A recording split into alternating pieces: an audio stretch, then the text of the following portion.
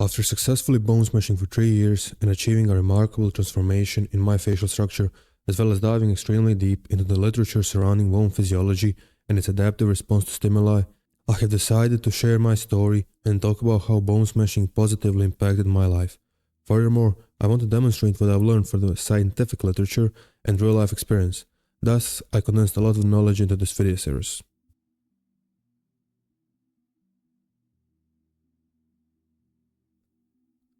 Hello everybody, welcome to the video series named The Evaluation of Bone Smashing. This introductory episode, as part of the greater series, serves to present the goal I aim to accomplish through the project and functions as an overview, one very much needed considering the quite complex structure of upcoming content.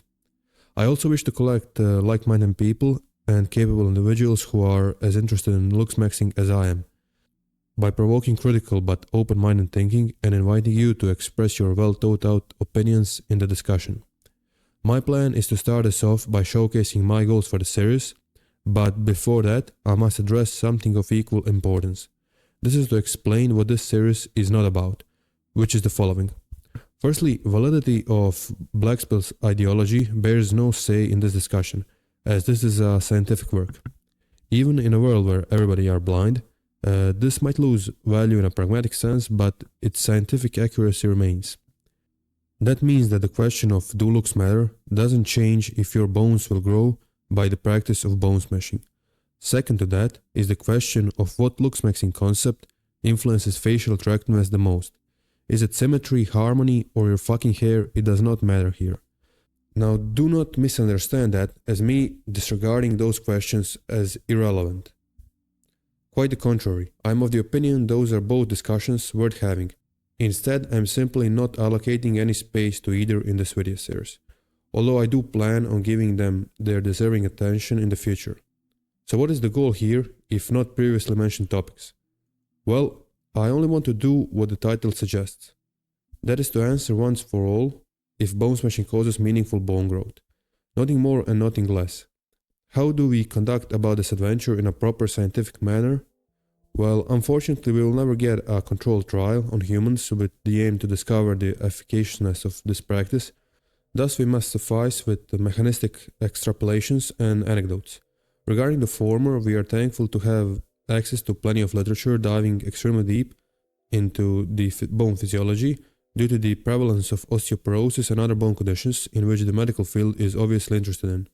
Starting off in the 19th century, the law that everybody are familiar with, Wolff's Law, then the enormous amount of work done by a very prominent osteologist, Harold Frost, and finally ending up at the modern osteology science. We have everything we need and more to assess bone smashing's efficacy in a context of looksmaxing. So allow me to present the overview of my plan on how I intend to do just that. Firstly, we should answer, does bone have enough adaptive ability to induce meaningful growth? Following that, we need to know what stress is required in order to induce meaningful bone growth. And finally, does bone smashing produce a force great enough to create a stress required in order to induce meaningful bone growth? The evaluation of bone smashing will consist of 6 main episodes, this one included, which will together function to assess bone smashing's efficacy, and a few tangent episodes touching on topics that were hard to fit in the main episodes. Because of how complicated some episodes will be, I have in works some complementary content that will help you better follow the upcoming line of evidence. Line of evidence that will consist of firstly updating ourselves on the current scientific consensus on bone's adaptive ability to mechanical stimuli. Simply repeating what a 19th century surgeon said is not sufficient enough evidence. Thus, in the next episode, we will dive into the physiology of bone modeling and remodeling, and the purpose of that process.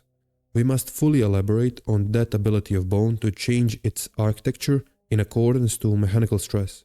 By doing that, we will conclude the episode by answering the initial relevant question of, does bone have enough adaptive ability to induce meaningful growth? Meaningful is defined here as one that would influence outwards facial appearance. But what also concerns us is how do bones detect mechanical stress as a stimuli for purposeful growth. They must have an ability to sense their physical conditions, mechanosensation and mechanotransduction, as well as the capacity to sufficiently comprehend those sensations to an extent that they can adapt to them. The complex and abstractly defined biological machinery responsible for this is mechanostat, and we must analyze it. At that point of the series, we will understand how bones detect mechanical stress and exactly how and why they adapt to it.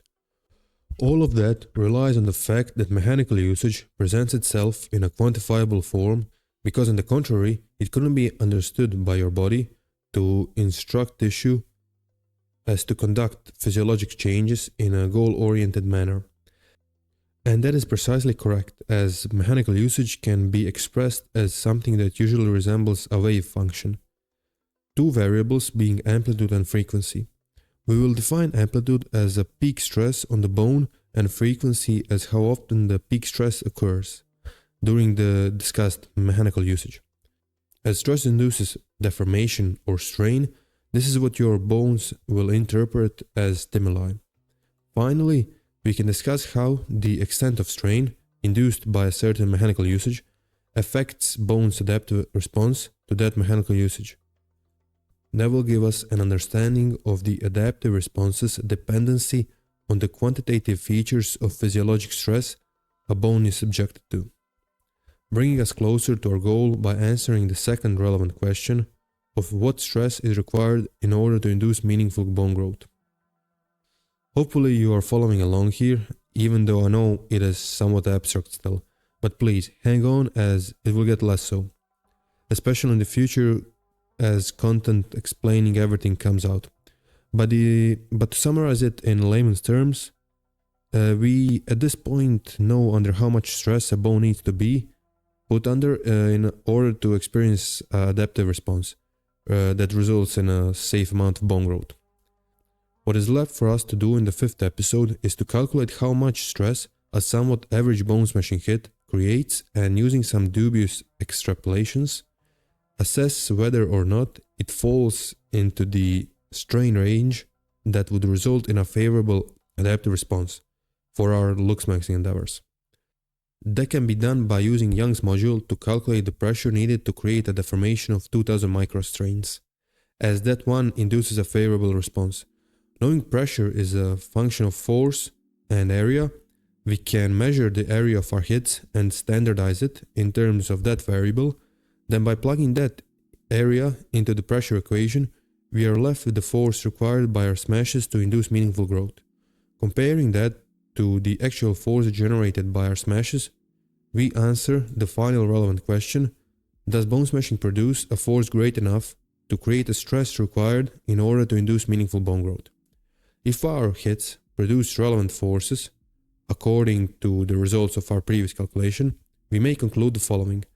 Bone smashing produces forces great enough to create strains detectable via mechanostat of bone and sufficient to induce meaningful bone growth by activating bone modeling machinery. If instead our calculation shows that our hits lack the power to match the calculated force that is needed to induce bone growth, we can conclude bone smashing as a cope. That result would mark an end to the scientific evaluation of this practice, but in a case results come in a favor of bone smashing, it marks a new beginning, one of significance for the looksmaxing community, as the optimization of this practice via some experimentation and the integration of scientific literature could provide a method allowing many individuals to finally ascend.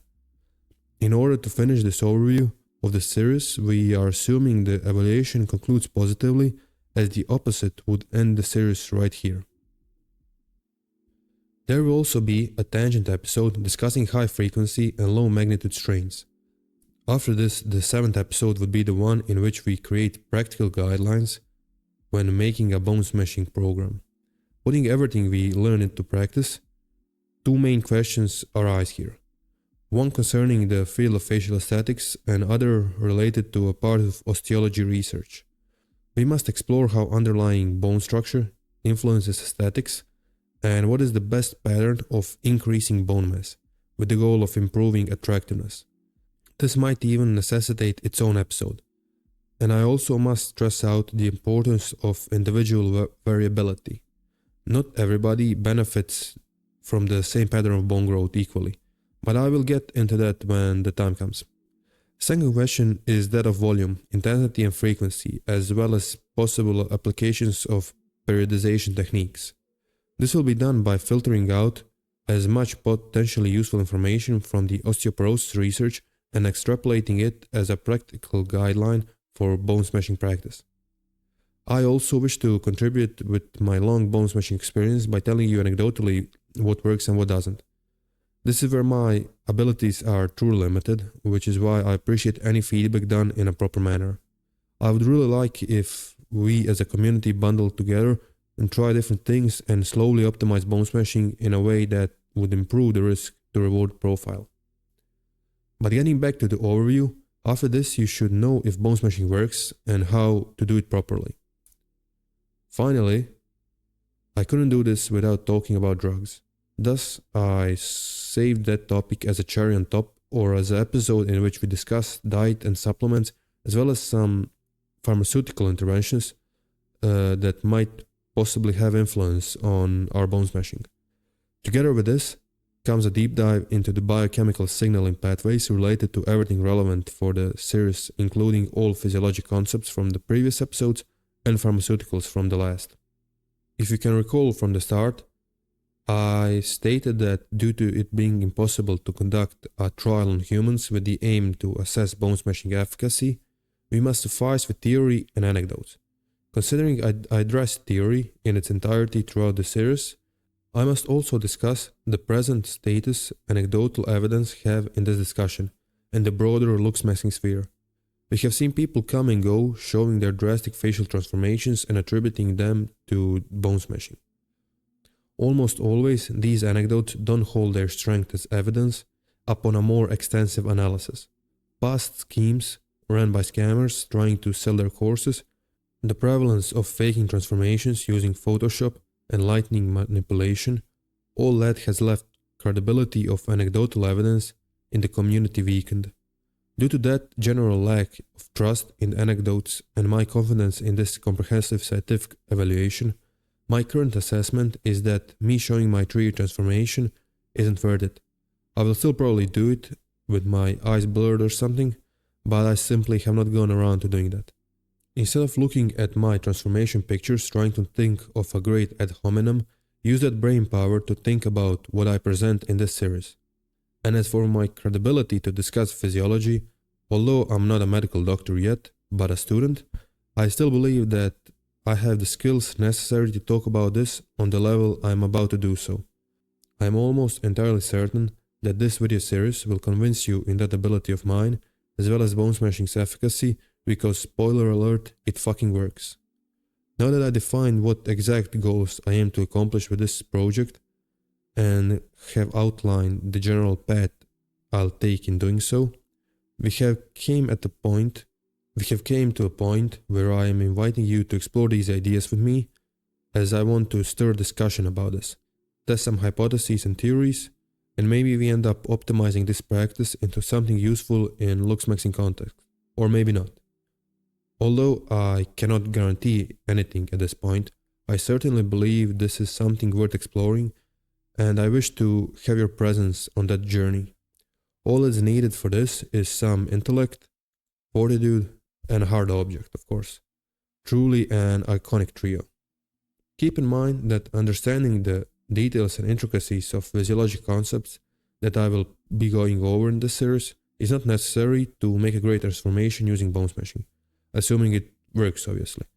This in-depth level of knowledge and information only serves as a method of assessing bone smashing's efficacy, that being the whole point of the series. Beyond the scope of this evaluation, I also think some of the concepts could have the potential to evolve this practice into something greater. There is a surprisingly high amount of information that I suspect can be used in a practical way to make bone smashing a both safe and effective looksmaxing tool.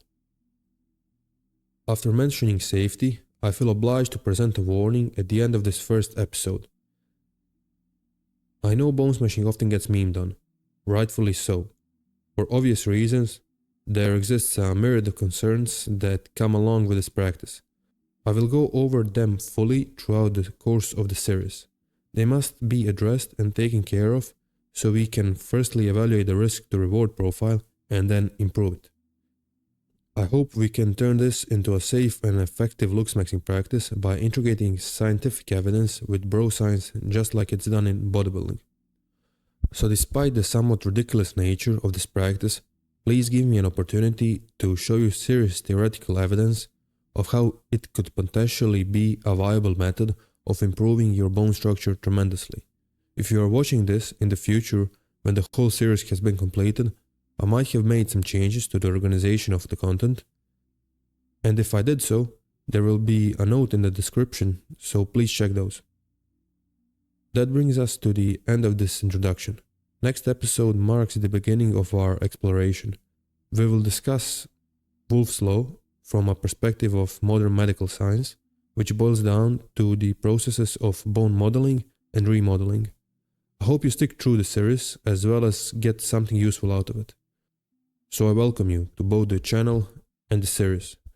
Please like, share, comment for the algorithm and subscribe so you don't miss out any of the content. And until next time, goodbye.